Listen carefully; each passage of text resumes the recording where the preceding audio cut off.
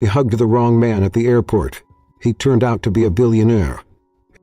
The airport was a sea of bodies and noise, crackling announcements, the roll of suitcases, hurried footsteps echoing off glass and steel. Emily Lane stood on her tiptoes, breath hitching in her chest, eyes darting over the crowd. Please be him, please be him. And then she saw him. He taut, broad-shouldered, dark hair. A silhouette that once meant safety. She ran, without thinking, her arms wrapped around him from behind in a trembling, desperate hug. "I missed you," she whispered, her face pressed against his coat. But something was wrong. The chest beneath her cheek was too still, too firm. A scent, no trace of her brother's cheap aftershave, only something colder, sharper, expensive. He looked up and froze. It wasn't her brother. It was a stranger. A man with storm-gray eyes and a perfectly tailored coat. A face she had seen once, on a magazine cover in line at the grocery store. He said nothing. He stared at her. In smoke. That was the moment it all began. When I hugged the wrong man and accidentally wrapped my arms around the rest of my life. The airport always made her nervous. There was something about the rush of people, the loudspeakers echoing names that never sounded like hers, the hum of engines and longing. It reminded Emily Lane of all the places she hadn't gone, all the lives she wasn't living. But today, she was only here for one reason. Ben, her brother, her best friend, the one who promised he'd be back before the snow melted in Chicago. Emily clutched the straps of her canvas bag, shifting from foot to foot near gate B-17. Her fingers were freezing. She'd left her gloves in a cab 2 days ago, but her heart felt like a furnace. Excitement, nerves, relief. It all blended into the kind of anxious joy that made her stomach ache. She stood on her toes, craning her neck over the sea of shoulders. "Come on, Ben, where are you?" And then, she saw him. Tall, broad-shouldered, that same dark, unkempt hair peeking from beneath the edge of a coat. She didn't think, she didn't need to. Her body moved before her mind caught up. Her legs carried her through the crowd like she belonged to him, like every step she'd ever taken had led her here. Emily reached him from behind, wrapped her arms around his torso, and leaned her head against his back. "I missed you," she whispered, her voice cracking with emotion. But the body beneath her arms didn't feel familiar. It was too still. There was no reaction. And then she inhaled. It wasn't cinnamon soap. It was something darker, sharper, like smoke and winter. He froze. Something in her gut twisted. Slowly, terrifyingly slowly, Emily raised her head and looked up. The man turned, and her heart stopped. This wasn't her brother. This wasn't anyone she knew. This was a man with a face carved in glass and fire. His eyes were the color of a storm over Lake Michigan, and his coat, definitely not department store material. It hung on him like it had been made by hand for a man who didn't settle for anything less. Emily stumbled back so fast she nearly tripped over her own boots. "Oh my God, I'm so sorry." She pointed vaguely at the crowd. He had dark hair, broad shoulders. "You look, oh no, this is so..." The man said nothing. He just watched her. Then his lips curved, not into a smile exactly, more like, "Well," he said finally, voice smooth as silk. That was unexpected. Emily's cheeks burned. She wanted to crawl inside a suitcase and zip herself into oblivion. Before she could form a coherent apology, a man in black approached. Tall, quiet, tense. His voice was clipped, formal. "Mr. Carter, is everything all right?" Emily's eyes snapped to Carter. Brian Carter? Her stomach dropped. Because she knew that name. Everyone in Chicago knew that name. Brian Carter, CEO of Carter Innovations, youngest billionaire on the East Coast. Cold, brilliant, reclusive. A ghost in boardrooms. A shark in mergers. And apparently the man she had just body-hugged like an emotional octopus. Emily's voice failed her. Her legs screamed run. Her pride told her she'd already done enough damage. But he didn't look away. In fact, he tilted his head, curious. "Are you afraid of billionaires?" he asked, mildly. Her mouth opened, then closed, then opened again. "I'm full of making a fool of myself in front of one, if that counts." Brian Carter smirked. It was devastating. I'll remember that. She didn't answer. She couldn't. She turned and walked, sprinted into the crowd, her heart thudding louder than the overhead announcements. But as she disappeared into the noise and blur of strangers, he didn't stop watching her. That night, Emily curled on her couch in her tiny apartment with a half-eaten microwaved burrito and tried to forget the whole thing ever happened. But the universe had other plans. The next day, her phone lit up with a number she didn't recognize. He answered it anyway. "Hello?" There was a pause. Then, "Emily, Brian Carter." Her blood turned to ice. "I was hoping you'd pick up." This was the beginning of something unplanned, uncovered, and completely unforgettable. Emily Lane had hugged the wrong man. And somehow, without meaning to, he'd held onto the right one. Chapter 1. Wrong hug, right heart. Emily Lane had convinced herself it would be fine. And hugging a stranger wasn't a federal offense, right? People did worse at airports. Lost luggage, missed connections, spilled coffee on children. At least she hadn't tackled him, or kissed him. Yet the image of his face, that amused smirk, those glacier gray eyes, the sharp cheekbones that looked like they could slice through corporate red tape, was impossible to forget. Brian Carter. Of course it had to be him. She couldn't have hugged, say, a nice middle-aged accountant from Des Moines. No. She'd wrapped her arms around the most emotionally unavailable billionaire in the state of Illinois. Her phone buzzed again. She ignored it. Probably another email she didn't want to open. Rent due, pitch rejected, reminder from her brother to drink water. He hadn't told Ben about what happened. Not yet. He'd laughed too hard, and Emmy didn't have the energy to be a joke today.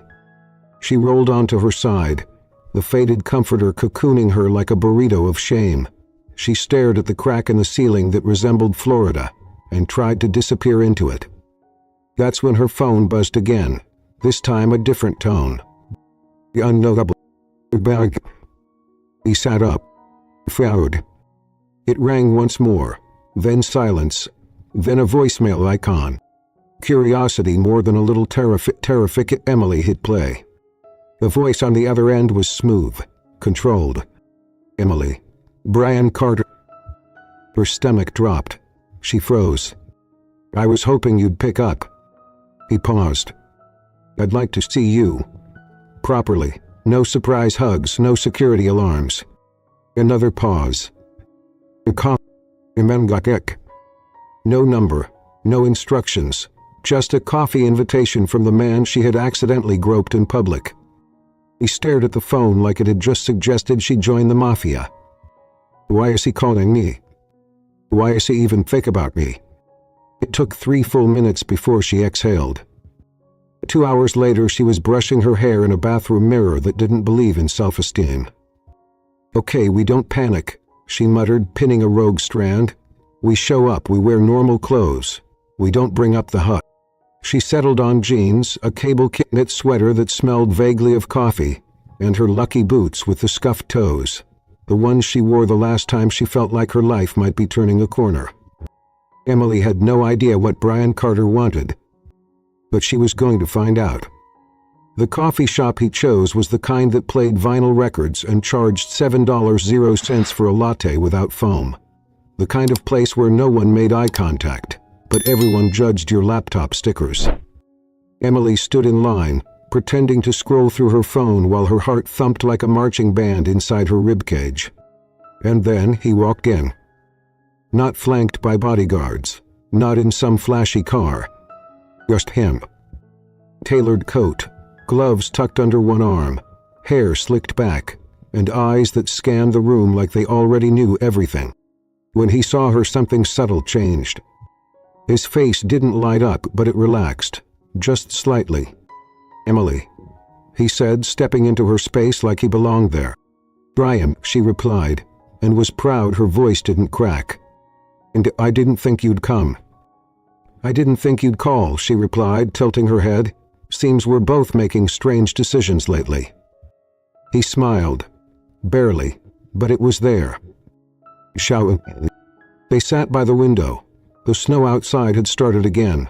Light, uncommitted flakes that danced rather than fell. I hope this isn't weird, she said, as the server brought 2 coffees and a look of suspicion. It is weird, Brian said, but not in a bad way. Emily blinked. Most people don't respond well to strangers hugging them out of nowhere. Not most people. You're a billion.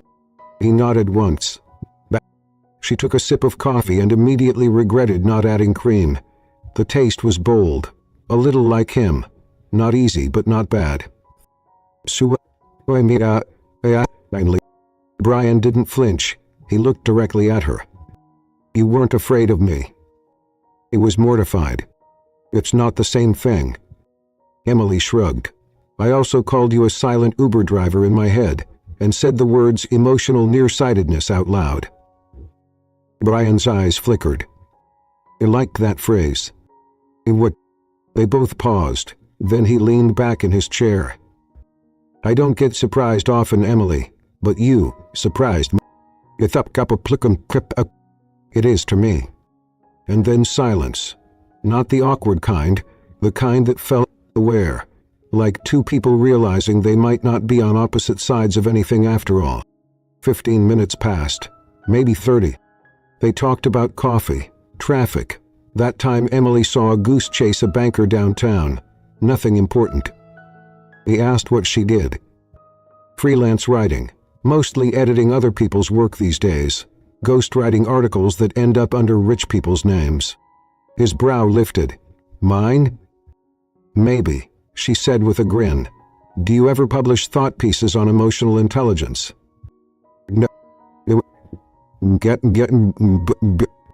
Brian chuckled, a sound that made the server drop his pen. Emily's heart did a little flip. She never thought she'd be the kind of woman who made a man like him laugh. Not this kind of man. But here they were, drinking overpriced coffee, talking like it was okay to just be. Eventually she glanced at her phone and stood. I should go, she said, before I say something else that lands me on a watch list. Brian stood too. No protest, just watching her with that unreadable expression. Thank you for coming, he said. I should be thanking you for not pressing charges. His lips twitched. You still think I'm going to forget this, don't you? He hesitated. Aren't you? He shook his head. Not a choice. And then he reached into his coat and handed her a card. No title, no company, just his name and a number. Next time, he said, you won't need a mistake to find me. Emily swallowed. And for the first time since the airport, she smiled without shame. Tattoo in the shake of a coffee. The snow had started to fall again. Just lightly, like the sky wasn't ready to commit. Emily pulled her coat tighter as she walked the same route she had taken 2 days ago, past the florist with the frozen tulips in the window, past the bookstore that hadn't changed its display since Halloween. Inside her coat pocket, Brian Carter's simple white business card pressed against her palm like a dare. He didn't know why she was doing this. Scratch that. She knew exactly why. Because when he had said, next time you won't need a mistake to find me, it hadn't felt like a line, it had felt like a door. And maybe, just maybe, she wanted to see what was behind it. The cafe was warm, dim lights, wood beams, the hiss of steam from the barista's machine. The air smelled of cinnamon and burnt espresso. He'd chosen a seat near the window again, even though her boots were still wet from the walk. Brian wasn't late. Of course he wasn't. He walked in exactly 3 minutes early, coat buttoned to the collar, hands free, phone nowhere in sight. Like he'd made room in his schedule for her. Like he'd cleared space. He said, the moment he reached the table. And he replied, and this time there was a smile. Not a smirk, not amusement. Just a smile. Emily couldn't stop the way her breath caught. I already ordered, she said. Hope that's okay. Dangerous move, he said, taking off his coat and sliding into the chair across from her. What if I'm picky? He raised an eyebrow. You strike me as someone who's allergic to whipped cream and inconvenience. Both accurate, he said, glancing at the mug in front of him. But you got it right. Black coffee, no sugar. Writer's instinct, she said. He tilted his head. You still write? Emily stirred her own cup, then shrugged. Mostly I edit now. Other people's words. I'm good at cleaning things up. Brian's eyes didn't leave her. That sounds like something someone says when they've stopped believing their voice matters. And then she laughed. Quiet, sharp. He brought up the whipped cream. There. They sipped their drinks in silence for a moment. Not awkward, just full. The cafe played something old, jazz maybe, the kind of music that filled a room but didn't intrude. Emily watched Brian trace the rim of his cup with his thumb, then looked away quickly before he caught her staring. He did. You're trying not to ask me 1,000 questions, he said. I succeeded. Barry. Emily leaned back in her chair. Fine, one question. Briotti raised an eyebrow. Only one. You're not. He nodded. Go ahead. She thought for a second, then asked, what's the last thing that made you laugh so hard you couldn't breathe? Brian, of all the things she could have asked, his company, his wealth, his childhood, she chose that. He looked down at his coffee. My nephew, 6 years old. He told me if I didn't show up to his soccer game, he'd sell my company on eBay for $4 and a dog. Emily smiled. He bought a folding chair and a hot dog and cheered like a lunatic. He laughed. So you do have a soul. I never said I did. You just very Oh. Brian met her eyes. You hugged me in front of an entire airport. I invited you to coffee. I'm not as composed as I look. It made her pause. Because beneath the dry humor and perfect coat, there was something else. Something restless. So, she said, changing the subject, do you always call strange women after accidental airport encounters? He didn't hesitate. Just me. Yeah. He blinked. What? He took a sip of coffee before answering. You didn't want anything from me. I wanted my brother. Exactly. Silence again, but this time it wasn't still. It's Shinger. They talked for nearly an hour. About strange clients and ugly first apartments. About childhood fears and favorite books. About the weirdness of growing up and the heartbreak of trying to stay soft. Emily told him about her first job at a bakery that burned down 3 weeks in. Brian told her about a media scandal that nearly cost him everything, until his grandmother reminded him that shame only has power if you let it. I like him, Emily said. Like you. At some point their cups went cold. Neither noticed. You're not what I expected, Emily said as they stood to leave. Brian raised an eyebrow. And what did you expect? Someone colder. She paused. Armor. He looked at her. Quiet. I wear the armor, he said, but I never liked how it fit. And then, before she could respond, he pulled something from his coat pocket. A folded slip of paper. Emily unfolded it, confused. It was a reservation dinner. Tomorrow night. She looked up at him. You made a dinner reservation before this coffee even happened. And decisive. And you were sure I'd say yes. He held her gaze. Her cheeks flushed. You don't strike me as someone who hopes. I get, he said, until, as they stepped out into the cold, the snow had thickened, soft, dreamy flakes that caught in her hair and on his coat. Brian held the door for her, a small omich gesture. Not a CEO thing, not a billionaire thing. Good. Emily turned to say goodbye, and for a second they stood close enough to feel each other's breath. Good night, she said softly. Good night, Emily. He didn't lay in. He didn't have to. The air between them had already memorized the shape of something beginning. Chapter 3, You're Everywhere. By the time Monday arrived, Emily had convinced herself it was a dream. The airport. A phone call. The coffee. The reservation. He woke with the fragile sense that if she said his name out loud, the spell might break. So she did.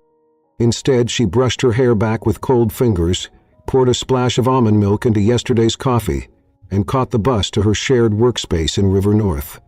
It was one of those places with open windows and minimal heating, where the Wi-Fi was fast, but the chairs squeaked like they were protesting your dreams.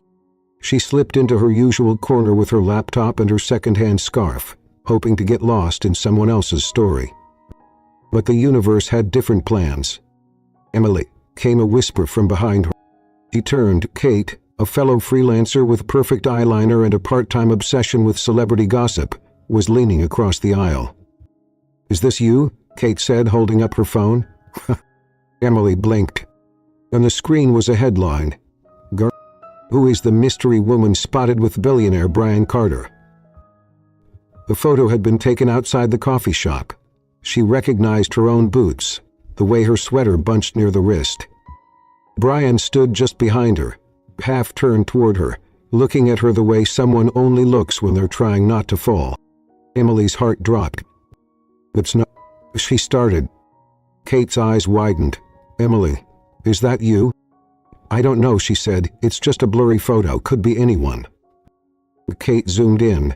"That blurry anyone is wearing your boots and carrying your tote bag with the stain that looks like Idaho." Emily shut her laptop. "I need to get some air." Outside, the snow was melting into slush, gray and mean.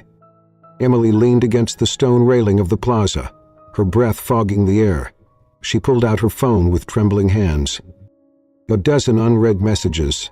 2 missed calls. He scrolled past the noise until she saw his name. Brian Carter. The message was short. "I saw the article. I'm sorry." She didn't. Instead, she opened her browser and searched Brian Carter girlfriend rumor. A dozen versions of the same story. Some headlines speculated she was a childhood friend. Others called her a mystery brunette. One site claimed she was a European heiress in disguise. Yeah, but it was just a matter of time. Emily closed her eyes. Because in Brian's world, nothing stayed hidden. And in hers, nothing ever stayed safe. By the time she got home that night, the apartment felt different. Not smaller, not darker. He turned off her phone, turned it back on, checked the lock twice. There was a knock on the door, her neighbor. A package delivery. He tried to act normal. He tried to pretend that the weight pressing on her chest wasn't fear. At 7:45 p.m. her phone buzzed again. A new text. The message was only 12 words long. "You should be careful who you're seen with, Emily. Walk away." Her breath caught. She read it again, and again. He didn't respond to Brian, not that night, not the next morning. But by Wednesday there was another message, this time softer.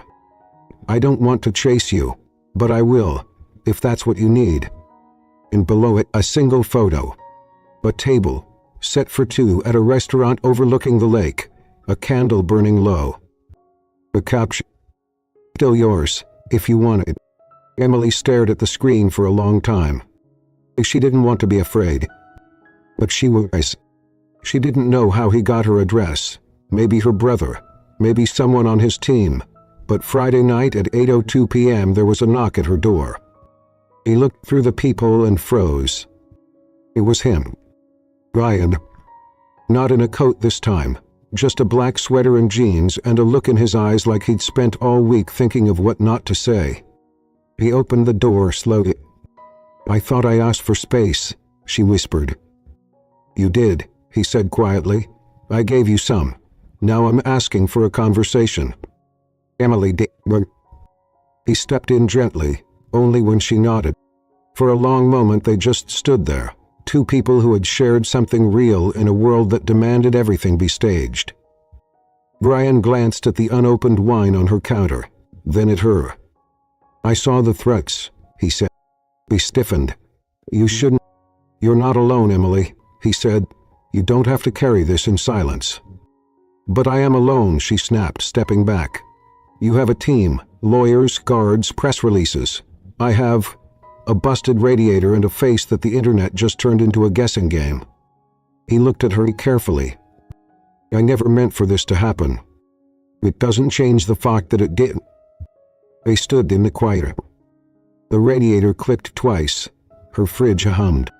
Brian finally broke the silence. You'll make it go away. Emily turned to him. You can't. I can. No, she said, her voice shaking. You can't fix me out of your world, Brian. You can't issue a memo or call in favors and make me bulletproof. He stepped quiet. I'm not trying to fix you, he said softly. I'm trying to stand beside you.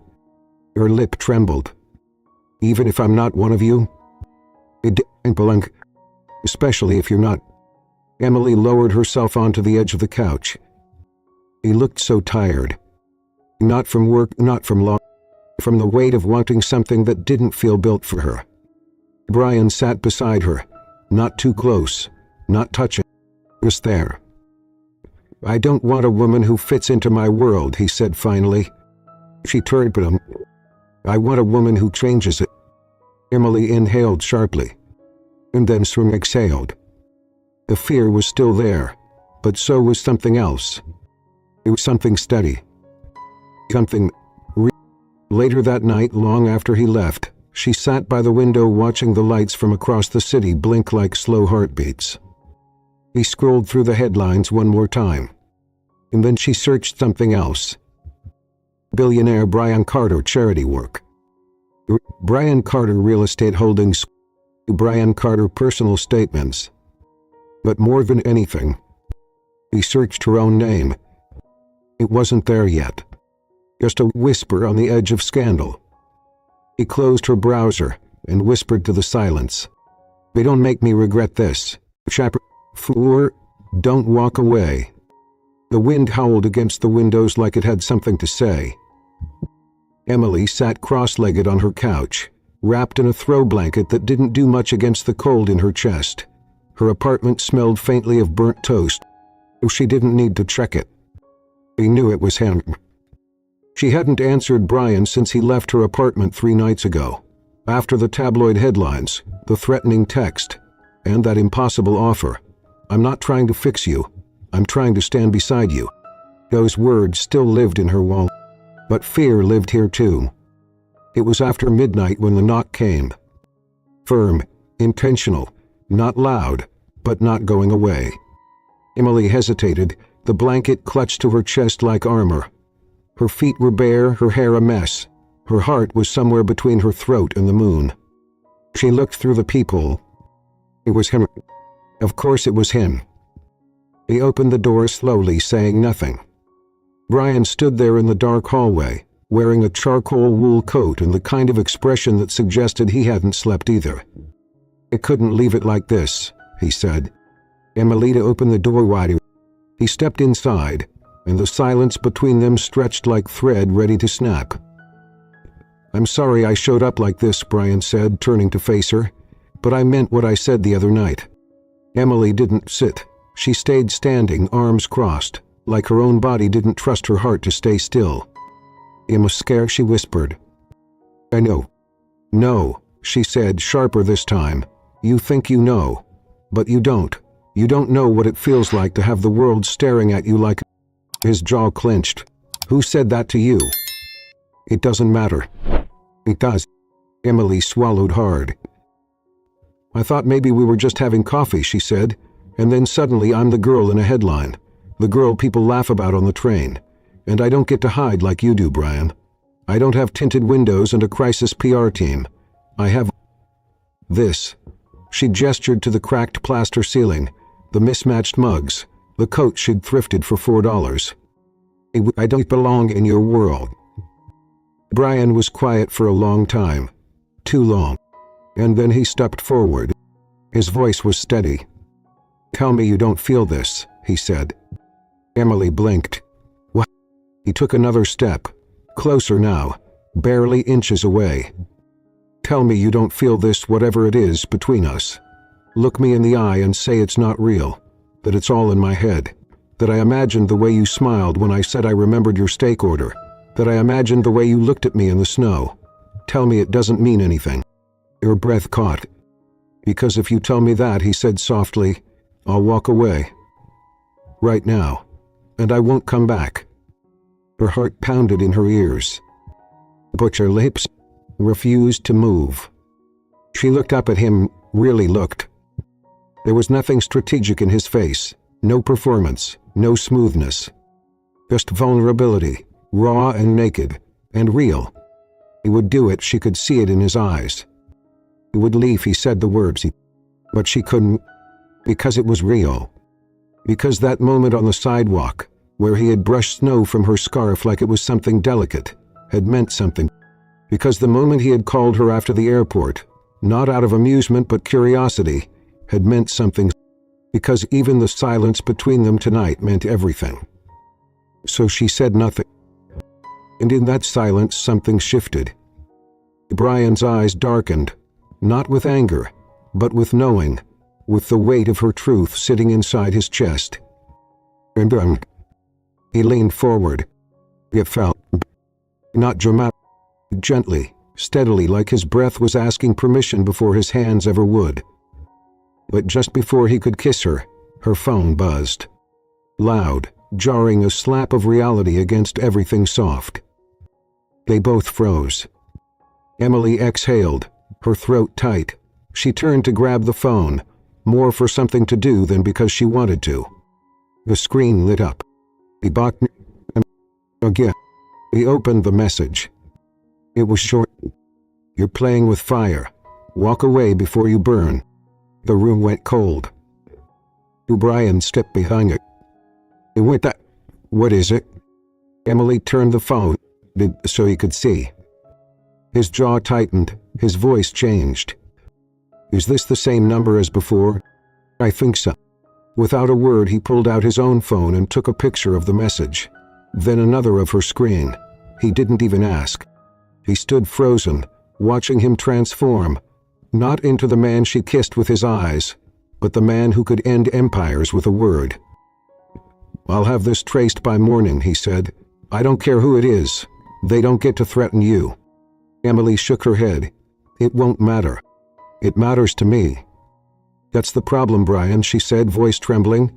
You matter too much. He still.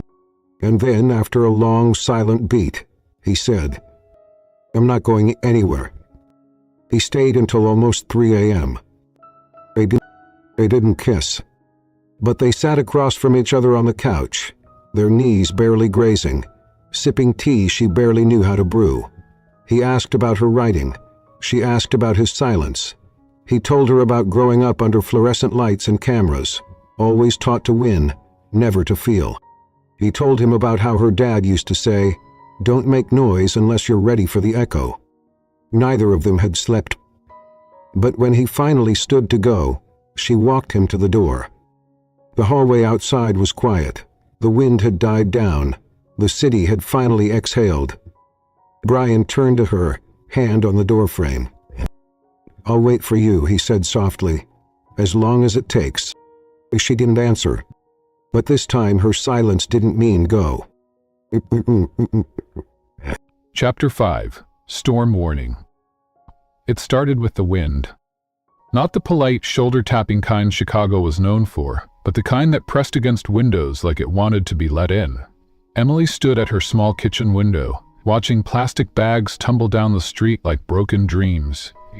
The sky had been steel all day, and now rain was threading in, sideways and fast. Outside, the air was still, too still. She hadn't heard from Brian since he left the night before, but she knew he was doing what he said, tracing the message, making calls. Quietly moving mountains like only men like him could. Emily wasn't sure if that made her feel safer or more exposed. Her phone buzzed on the counter, this time not a blocked number. She answered. Hey, he said, voice low. Just checking in. You okay? I'm fine. Em. Don't do that. She sighed. I'm tired, Ben. That's all. A pause. Is it about him? She closed her eyes. It's not about him. It's about what he brings with him. Another pause. I saw the headlines. Emily flinched. The comment? She didn't ask which ones. She didn't want to know. Ben's voice softened. I don't care what anyone says. I know who you are. You've always kept your feet on the ground, even when the rest of us lost our grip. She smiled, barely. Thanks. You don't owe anyone anything, Em. Not even him. I know. But if he's not running from the mess, maybe you don't have to either. Later that day, the doorbell rang. Emily jumped. For half a second, her chest seized with panic. But when she looked through the peephole, it wasn't Brian. It was a man in black, holding an envelope. No expression, military posture. He handed it over, nodded once, and walked away. Inside was a simple message. The number was traced. We need to talk. Come to me. Beneath that, a keycard and an address. Brian Carter's penthouse was the kind of place Emily had only seen in movies. Florida. But that wasn't what struck her most. What struck her was the silence. The kind of quiet that didn't feel empty, but prepared. Brian opened the door himself. His sleeves were rolled up, his jaw unshaven, his eyes sharper than usual. He didn't speak right away, just looked at her. You came, he said. You asked? He stepped aside. It walked in. On the table was a folder. Inside, screenshots, traces, a digital breadcrumb trail. Brian explained. The message came from a burner account, but it was connected indirectly to a holding company, which connects to a political donor who has ties to my father's old firm. Emily sat down slowly. So, this is personal. I think it always was. Her stomach tightened. They're targeting me to control you. They're trying to scare you off. Same play they used on my last business partner's daughter. She got close. They made her disappear from the press cycle in less than 2 weeks. Emily's throat tightened. What happened to her? Ben looked away. She laughed. Emily nodded, slowly. And you let her? He met her gaze. She didn't ask me to stay. The words hung in the air like lightning. Close, about to strike. Emily looked down at the folder. Is this my future? People watching me, threatening me, turning me into a weapon they can aim at you? No, Brian said. Not if I can help it. She looked at him. And this time, her voice was barely a whisper. Why would if you can't? The rain hit the windows like an answer. He stepped closer, slowly, deliberately. Emily, I've built my entire life on control, on knowing how to bend a situation to my will. But this, he gestured between them, this is the one thing I don't want to control. I just want it to be real. Her chest rose, fell. Then let it be real, she said, even if it's terrifying. Brian nodded once, then reached out, almost cautiously, like touching her might break the quiet they'd built. His hand brushed hers.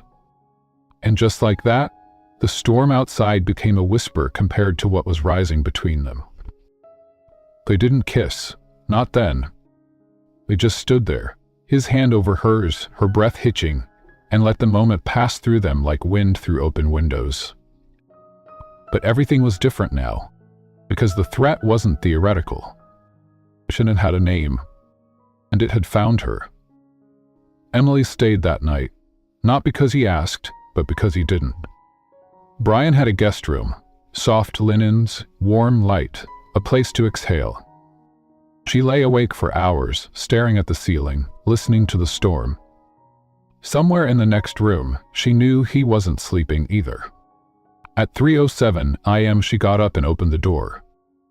He was standing in the kitchen, pouring tea. No shirt, just gray sweatpants and the kind of sadness in his eyes that didn't ask for sympathy. She leaned against the doorframe. You always drink tea when you're unraveling? He didn't look at her. Helps me remember I'm still human. She stepped into the kitchen, wordlessly, took the cup from his hand and set it aside. And then she reached for him. And this time, he didn't hesitate. Their kiss was nothing like she imagined. It wasn't smooth or cinematic. It was slow, searching, like the kind of kiss you give someone when you're terrified you'll never get the chance again. Brian pulled her close, like a man starving for something he didn't realize he needed. And Emily? Emily melted into him like she'd been waiting to be found. They didn't say much after that. They didn't need to. Because when she finally whispered, "I'm still scared," he whispered back, "Me too, but I'd rather be scared with you than safe without you." Chapter 6. He doesn't need perfect. The rain had stopped by morning. Chicago glistened beneath a gray sky, steam rising from the streets like breath held too long. Inside Brian's kitchen, the silence between them felt less like tension and more like awareness. Emily sat at the marble island, barefoot in one of Brian's oversized sweaters. Her mug of coffee sat untouched, growing colder by the minute. Brian stood at the stove, barefoot too, flipping pancakes with the kind of precision that didn't quite match the vulnerability on his face. He hadn't said much, neither had she, because neither of them wanted to say the wrong thing first. Finally, Emily cleared her throat. "Pancakes?" Brian nodded without turning. "I figured if I was going to ruin something today, I might as well start with breakfast." She blinked, then smiled faintly. "I didn't know you cooked." "I don't," he said, "but last night didn't feel like a 1 cup of coffee morning." Emily looked down. Her fingers traced the edge of the mug. "So what happens now?" Brian plated the pancakes, slightly too crisp around the edges, but golden. He placed one in front of her and finally met her eyes. "Depends." "On what?" "Whether last night was real." Emily stared at him. "Brian, I don't do casual." "Neither do I," he said, voice low. "Not anymore." And she swallowed. "Then why do you look like you're trying to find the exit?" He didn't answer right away. Instead, he sat across from her, hands flat on the table. And then, slowly, "I don't have a good track record with relationships," he said. "And I'm not just talking about romance." Emily stayed quiet. "My mother left when I was 10. Not because she didn't love me, but because my father loved power more than anything else. She couldn't live in a world that demanded silence over softness, so she packed a bag in the middle of the night and disappeared." Emily's heart sank. "You never saw her again?" Brian shook his head. "She sent a postcard once. No return address, just 2 words, 'Stay kind.' I was 12. I didn't understand then. I do now." He looked at her, something breaking open behind his eyes. "I've spent my life building walls with blueprints, controlling every variable, because if I can control it, I can't be hurt by it. But then you came into my life, by accident, and suddenly nothing fits anymore." Emily's breath caught. "Why are you telling me this?" "Because I don't want to wear the armor with you. I don't want to pretend I'm someone you need to be impressed by." He reached across the table. "I don't need perfect, Emily. I need real. I need someone who looks me in the eye when I'm scared, who calls me out when I'm too quiet, who hugs me in an airport and doesn't apologize." Her throat tightened. "I'm not good at this either," she whispered. "I second-guess everything. I panic when I care too much. I get overwhelmed by attention. And sometimes I pull away because I don't think I'm enough for someone like you." He squeezed her hand. "You're not enough for someone like me," he said. "You're enough for me. Full stop." Emily blinked fast. "I'm terrified, Brian." "I am too," he said. "But you're the only person I've met who makes the fear feel worth it." They ate pancakes in silence after that. Not because there was nothing left to say, but because for once, everything had been said, and heard, and held. Later that afternoon, Emily stood at the window, watching the city below. Cars, people, lives threading in and out like stories waiting to collide. Brian came up behind her, slid his arms gently around her waist. "Stay," he whispered into her hair. She turned in his arms. "For how long?" "As long as you want." She searched his face, and something in her finally let go. Okay, Chapter 7. The day we disappeared. They didn't pack much. Just a duffel bag with sweaters, toothbrushes, a bottle of red wine neither of them remembered buying, and a handwritten note Brian left on his kitchen counter. Out of office. Indefinitely. They left Chicago before dawn, headlights slicing through mist and memory. Emily didn't ask where they were going. She just watched the city shrink in the rearview mirror and allowed herself, for the first time in months, not to be reachable. No headlines.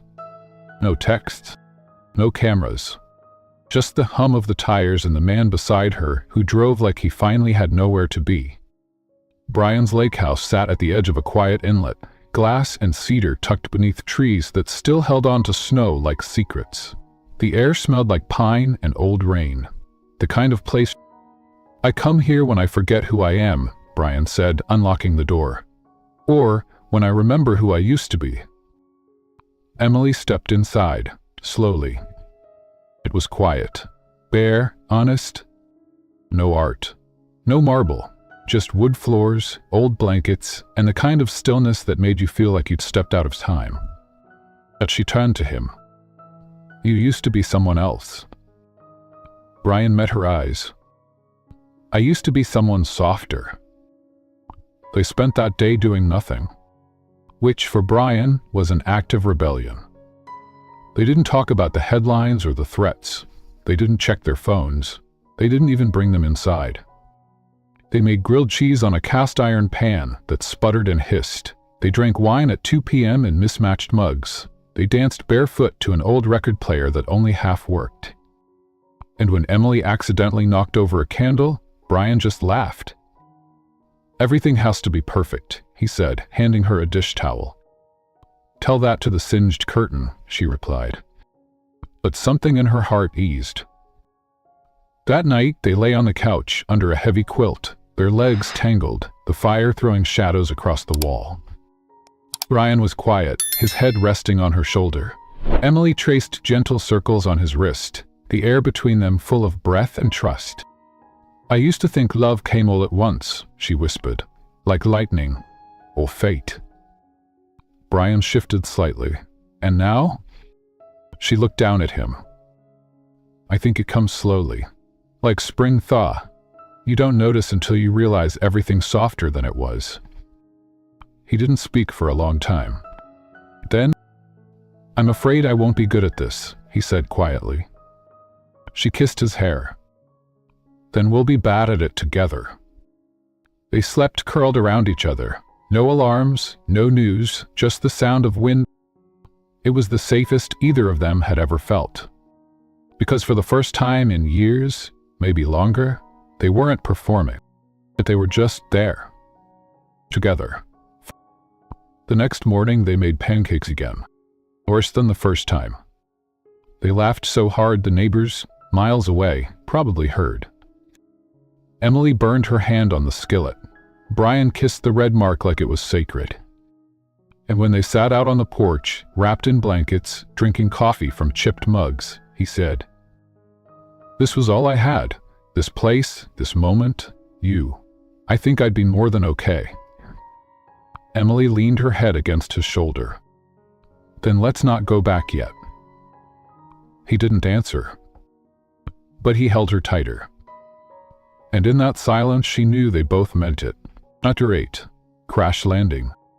They hadn't planned to come back so soon. But the world had waited long enough.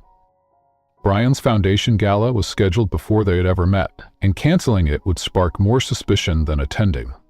Emily had said she'd stay home. Brian had nodded, and then reached for her hand. "I want you there," he said. "Not as a statement, not as a shield. Just as you." And maybe that was the most dangerous invitation of all. The hotel ballroom was a cathedral of light. Crystal chandeliers dripped from the ceiling like frozen rain. Waiters in white jackets passed trays of champagne to people who smiled with their teeth and asked questions like weapons. Emily had never owned a dress like the one she wore now. Soft, navy silk, open back, no tags. It felt like it belonged to someone with a different name. But Brian had insisted it wasn't about the dress. "Wear whatever makes you feel unshakable," he'd whispered that morning. She'd looked at him then, eyes tired, heart open. I only feel that way with you. At first, it wasn't so bad. Brian never left her side. He introduced her with quiet grace. This is Emily. Not my girlfriend, not my +1, just Emily. Simple. Human. He never tried to protect her from the stairs, but he stood close enough to remind everyone who she was to him. And for a while, that was enough. Until it wasn't. It started with a woman near the silent auction table. Diamond earrings, that practiced smile, the kind that always says, "You're welcome here," while meaning you don't belong. "I read about you," the woman said. "You're the girl from the coffee shop, right?" Emily blinked. Yes, I guess that's me." The woman's smile widened. "You must have made quite the impression to get Brian's attention. Then again, timing is everything." Emily said nothing. The woman leaned in, conspiratorial. "Just remember, dear, they love a good underdog story until the cameras leave." By the time Brian returned, Emily was standing outside on the balcony, hands gripping the cold stone rail, lungs tight with wind. "You left the room," he said gently. She didn't turn around. "I needed air." A pause. "Did someone say something?" "No," she lied. "Yes, I don't know." He stepped closer. "Tell me." Emily finally turned to face him.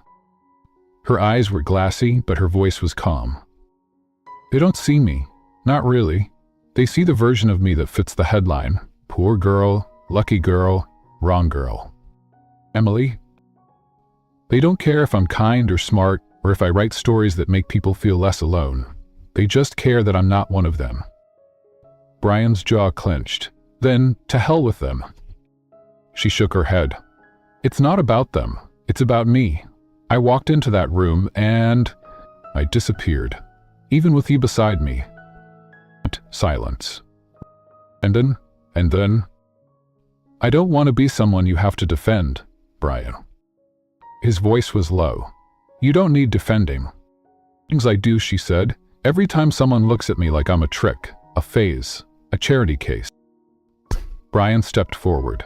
"Then let me tell them who you really are." "No," she whispered. "Let me tell you."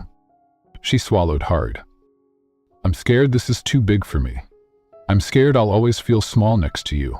I'm scared one day I'll wake up and realize I've built a life I don't recognize, just to survive in your world." Brian didn't speak. Not because he didn't know what to say, but because he knew what not to say. Emily closed her eyes. "I want to be brave, Brian, but I also want to be safe, and I don't know how to be both." He reached for her hand. Held it. Tight. "You don't have to be both all the time. Just be here." "I'm trying." "I know." And she looked at him. Not the billionaire.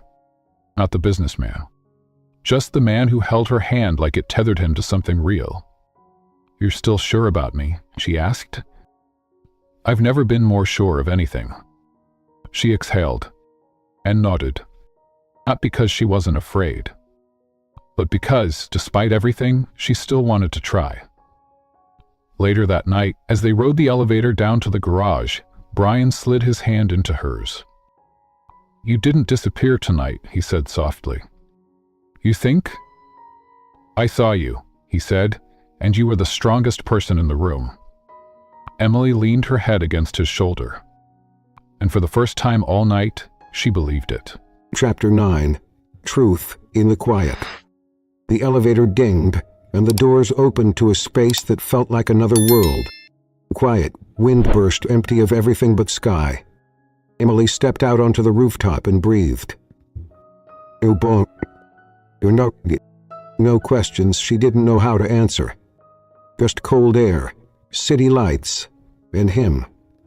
Brian followed but didn't speak. He knew she needed the silence first. Emily crossed to the edge, hands stuffed into the coat she'd borrowed from him. It still smelled like cedar and wind and something steady.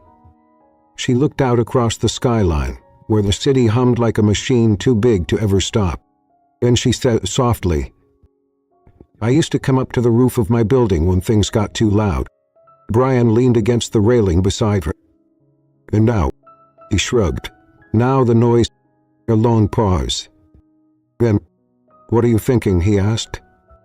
Emily turned to him. "What are you thinking?" He smiled faintly. "That I've built entire companies with less complexity than trying to read your silences." He chuckled. "They're not that complicated." "Aren't?" She bit her lip. And then, quietly, "I'm thinking I'm tired of being scared, but I'm more tired of running from what I want." Brian's expression didn't change. But his breath caught. "What do you want?" he asked, voice barely above a whisper. Emily looked up at him. And for once, he didn't deflect. "I want ye." "Yeah, sure." He watched the way it hit him. His face changed, not like a man flattered, but like one undone. He stepped closer. "Say it again," he whispered. Emily met his eyes. "Hey, what?" And that was it. No kiss, no confession, just truth. In the quiet, they sat down on the bench near the garden wall, the wind pushing Emily's hair into her face. Brian reached out and tucked it behind her ear, tender, habitual, like he'd done it 100 times already. "Been in love before," he said quietly, "or I thought I had." Emily stayed silent. "He was always trying to prove something, that I could be good, that I was enough, that I could be what they wanted and still be who I was." He turned down. "But with you, I don't feel like I have to try. I just am, and that's new for me." Emily nodded, then said, "You're not what I expected either. I thought billionaires were cold, calculated, inaccessible." He smiled. "We usually are. But you—" She hesitated. "You're kind in ways no one sees. You're protective without being possessive. You don't show your heart, but it's there. Every time you say less than you feel, I hear it anyway." Brian's eyes softened. "You see me." He smiled. "I see you." They sat there until the wind grew cruel and the stars faded into the glow of the city below. When they finally stood, neither of them spoke. They didn't need to. Some truths are best left unspoken, because when they're real, they echo in silence. A Chakatana forever starts with a hug. The sky was the color of forgiveness. Soft, hushed. Emily walked along the sand barefoot, the hem of her dress fluttering around her ankles. The water touched her toes like it was trying to memorize her. Behind her, the house glowed warmly, wall-withered wood, candlelight, the people she now called family. But out here, it was just her. And him. He didn't hear Brian but she felt him in the way the breeze changed, the way her heartbeat stuttered, then steadied. "You're staring again," she said, smiling without turning. Brian came up behind her, hands in his pockets. "Can you blame me?" He turned, and there he was. The same storm gray eyes. The same quiet presence. Only now soft, more noten. Emily stepped closer, pressing her hand to his chest. "No." He laughed once. "I was, until I saw you." She looked up at him. "I can't believe it's been a year." "You can..." "Why?" "Because ever since that day in the airport," he said, "time hasn't felt like it's passing. Just..." She shook her head, smiling. "That was the most embarrassing moment of my life." He leaned down. "It was the beginning of mine." The ceremony was small. No fanfare, no cameras. Just a circle of people who mattered and a breeze that smelled like home. Emily walked down a path of seashells and driftwood. No shoes, no veil. Brian stood at the end, heart in his hands. The officiant said the usual things. "Do you promise? Do you choose? Do you trust?" And they answered not with fanfare, but with certainty. When it was Emily's turn to speak, she reached for Brian's hands, her voice quiet but sure. "I thought love had to be loud to be..." He smiled through tears. "You weren't the man I was looking for. You were the one I didn't know I needed." Brian's voice cracked when he replied, I spent my life being unreachable, and then you found me, without even meaning to, and I've never wanted to be found more. Later that night, after the laughter and clinking glasses and barefoot dancing in the sand, they stood by the water again, just the two of them. You've got something, Brace. He pulled a worn slip of paper from his pocket. Emily took it with curiosity. It was the airport photo, the tabloid headline that started it all. But across the top, in his handwriting, he'd scrawled, Forever starts with a hug. Emily laughed softly, pressing her forehead to his. You sentimental billionaire. He wrapped his arms around her from behind, warm and steady. No more running, he whispered. No more hiding, she replied. And in that moment, as the waves curled toward the shore and the stars blinked awake above them, it didn't feel like an ending. It felt like the return to the very beginning. Only this time she knew exactly who she was holding. Love doesn't always arrive like sometimes it shows up wrapped in the ordinary. A hug in an airport, a coffee across from someone who sees you, a silence that says, stay. Emily Lane never meant to fall in love with a billionaire. Ken didn't plan it, she didn't chase. He simply turned around and found someone who stood still when the... And he spent a lifetime being untouchable, by choice, by armor, by reputation. Until the girl who thought he was someone else reminded him what it felt like to be seen. Not for his money, not for his power, but for the quiet man underneath it all. In the end, it wasn't the headlines or the Lakehouse or the penthouse view that defined them. It was the choice. To stay. To talk. To reach out again, even after all the reasons not to. One wrong hug led to everything right. To every woman who's ever felt like she didn't belong in the room. To every person whose loved was fear but stayed anyway. To every quiet heart waiting to be seen. This story is for you. If you've ever found love in the unlikeliest moment, or if you're still hoping to, not for clicks, if for but because your story matters. And someone else might need it just to believe again.